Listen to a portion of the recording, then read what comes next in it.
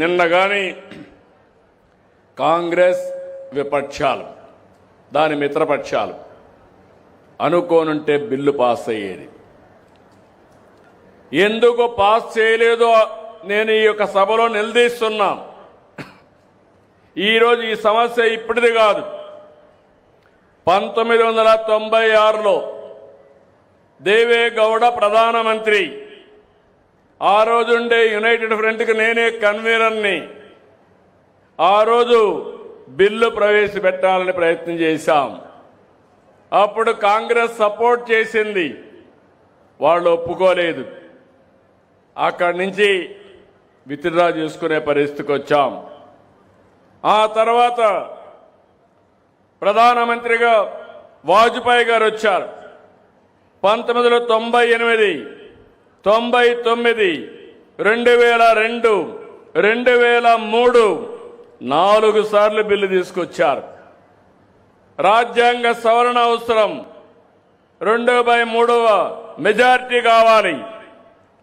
ప్రతిసారి bill pass చేయకుండా Congress party చేశారు. ఇంకో పక్క 2010 మీరందరూ గుర్తుపెట్టుకోవాలి, యూపీఏ ప్రభుత్వం కాంగ్రెస్ ఆధ్వర్యంలో రాజ్యసభలో బిల్లు పాస్ చేశారు. మీకు చిత్తశుద్ధి ఉంటే ఎందుకు లోకసభలో తీసుకురాలేదని నేను అడుగుతున్నా. ఆ రోజు రాజ్యసభలో బీజేపీ సమర్థించింది, బిల్లు పాస్ అయింది. కాంగ్రెస్ వెనక్కిపోయి మహిళలకు ద్రోహం చేసిందని మరొక్కసారి మీ అందరికీ విజ్ఞప్తి చేస్తున్నా. ఆ రోజు అయ్యుంటే ఇప్పుడు మాట్లాడే క్రెడిట్ వాళ్లే తీసుకునేవారు. మొన్నే నరేంద్ర మోడీ గారు 2023లో రిజర్వేషన్ బిల్లు తీసుకొచ్చారు. అప్పుడు అందరూ సహకరించారు. అయితే అది 2026లో సెన్సస్ జరగాలి. సెన్సస్ వచ్చిన తర్వాత మళ్ళా డీలిమిటేషన్స్ అన్ని పెట్టి తర్వాత రిజర్వేషన్స్ పెట్టి ముందుకు పోవాలి. అంటే 2027 ఇంకా సెన్ససే ప్రారంభమైంది, నిన్నే ప్రారంభమైంది. ఇది వచ్చిన తర్వాత జరగాలంటే 2029కి సాధ్యం కాదు. అందుకే ప్రధానమంత్రి ఆలోచించి ఒక కమిట్మెంట్తో ఈ దేశంలో ఆడబిడ్డలకు సముచితమైన గౌరవం ఇవ్వాలని పట్టుదలతో ఇప్పుడు బిల్లు తీసుకొచ్చారు, అమెండ్మెంట్ కోసం తీసుకొచ్చారు.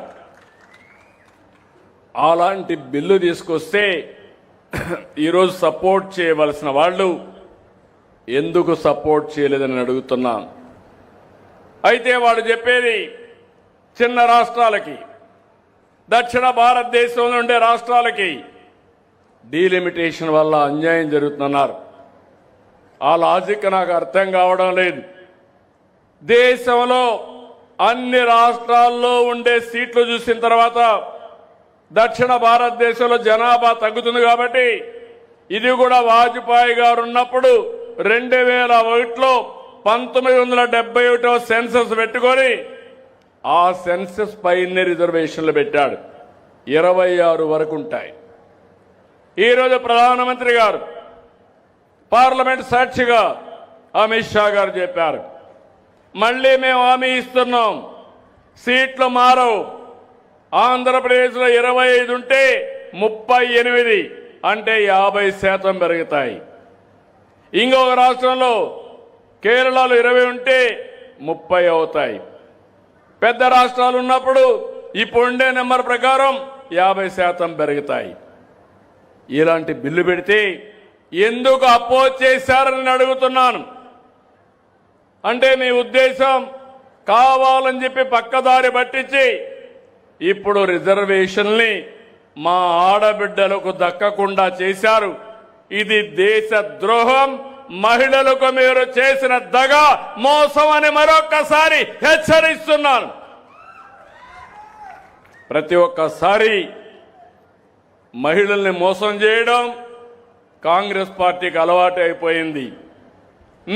మీ పేరుతో ఓటేసుకోవడం, ఓటేసుకున్న తర్వాత 1996 నుంచి ఈరోజు 26 అంటే 30 ఏళ్లు మోసం చేశారు.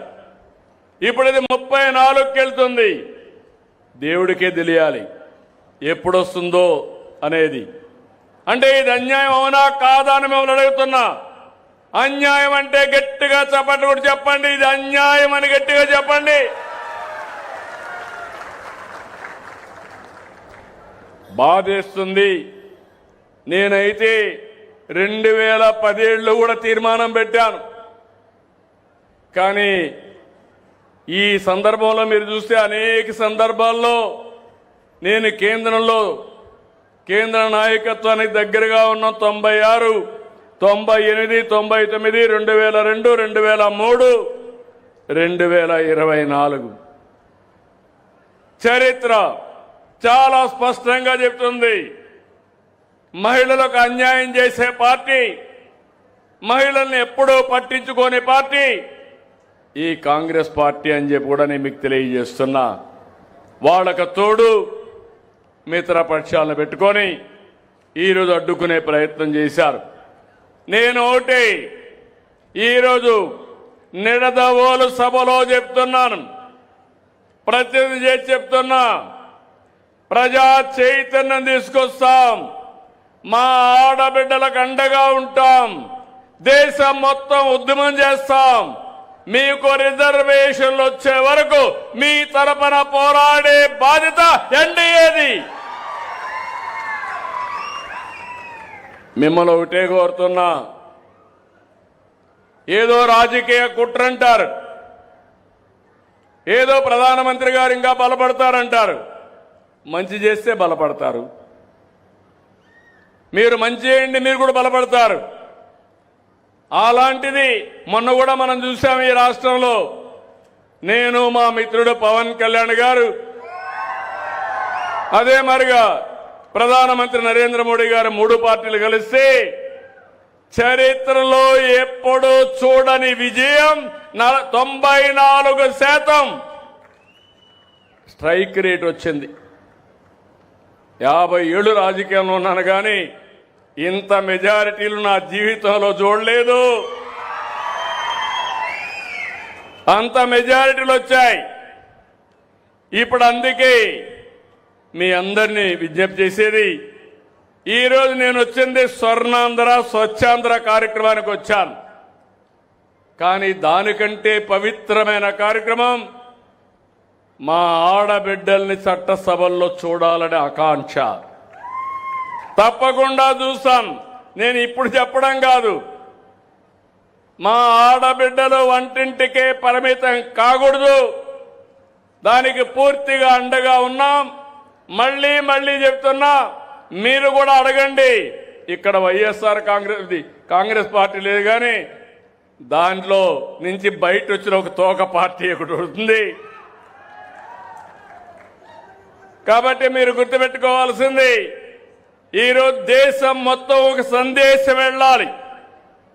భవిష్యత్తులో ఎప్పుడు కూడా మహిళలకు వ్యతిరేకంగా పనిచేసిన పార్టీలు మనుగడ సాధించలేవని నిరూపించే సమయం. దానికి మీరు సిద్ధంగా ఉండాలని మరొకసారి కోరుతున్నా. సిద్ధమా అని మిమ్మల్ని అడుగుతున్నా.